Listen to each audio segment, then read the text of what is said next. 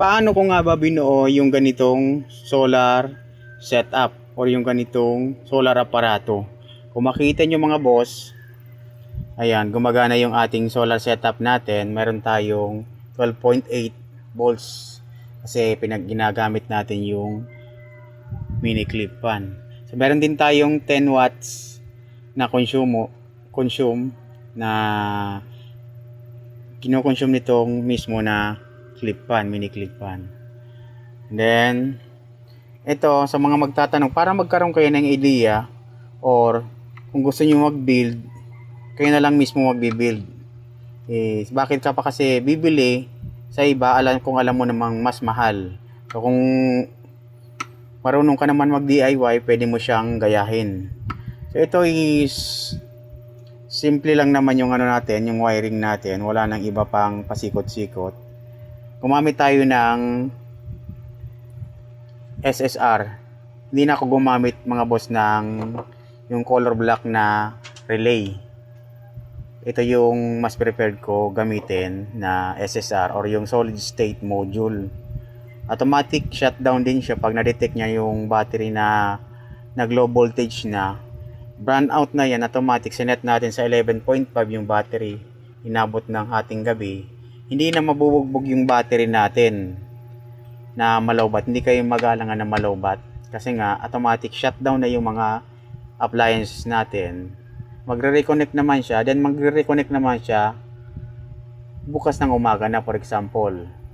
Pag sumikat na yung araw at nag-charge na yung ating sina-charge na nang galing sa ng MPPT yung ating baterya. Doon naman siya mag-automatic reconnect. Then ito nga pala, yung ginamit ko pala or yung linya, pakita ko sa inyo, yung positive, dinirekta ko lang dito mga boss sa may SSR. So, yung naman ito, polarity naman ito is, ayan, SSR muna tayo. Papunta dito sa positive ng galing sa may terminal ng inverter. Dinirekta ko siya dito. Then yung positive naman na isa papunta naman sa may ito. Punta naman dito sa positive ng circuit breaker. And then yung black naman, direkta na yan sa circuit breaker. Hindi na dumaan sa may SSR. At yung paggamit ko nga pala ng LVD or yung low voltage disconnect is yung red, gumamit lang ako ng wire, maliit na wire, at least pure copper. Ginamit ko dito, dinirekta ko dito sa positive mismo. Kita nyo naman, hindi naman kayo malilito kasi may naka-indicate naman niya, negative, positive. Positive red, negative is black. Papunta sa may ayan, output ng LVD. Positive dito sa kanan, negative dito naman sa kaliwa, sa output. Then, kung paano ko napagana itong LVD, yung may red at saka black din, yung in, dito naman tayo sa in. Positive is red, negative is black. Papunta naman tong red na to, papunta dito sa baterya. Dito siya kumukuha ng power para ma-power up natin yung LVD. Then yung black naman, ganun din, sa negative ng switch breaker ng baterya. Kita nyo, dyan na siya, indirekta. May iba-ibang procedure naman mga bossing kung paano ito indirekta. Pwede nyo din indirekta dito kung wala kayong switch breaker. So, mas prepared ko sa inyo o mas suggest ko sa inyo gumamit kayo ng circuit breaker para in case of emergency or for safety na din. At ito naman yung yung positive na galing sa MPPT, papunta din dito sa may positive, negative ng MPPT, sorry. Papunta dito sa negative ng battery para mag-charge yung ating battery. Positive ng MPPT, yan, pakita ko sa inyo, positive yan, papunta din dito sa may positive ng circuit breaker, yan, papunta yan ng battery. Yan, hindi kayo malilito. Then ito naman yung negative ng ating circuit breaker na papuntang panel. Negative is negative, papunta sa negative ng circuit breaker. At positive panel, punta naman ng positive circuit breaker. Then diretso na yan dun sa taas. Ito na yung magiging linya ng ating panel. Positive, negative. Yun lang. Then yung wattmeter naman natin, ito lang naman is optional lang naman to. For safety din. Itong MCCB na 125 ampere yung ginamit natin. Ayan. Yung load nito is dito tayo kumuha sa linya para ma-power up yung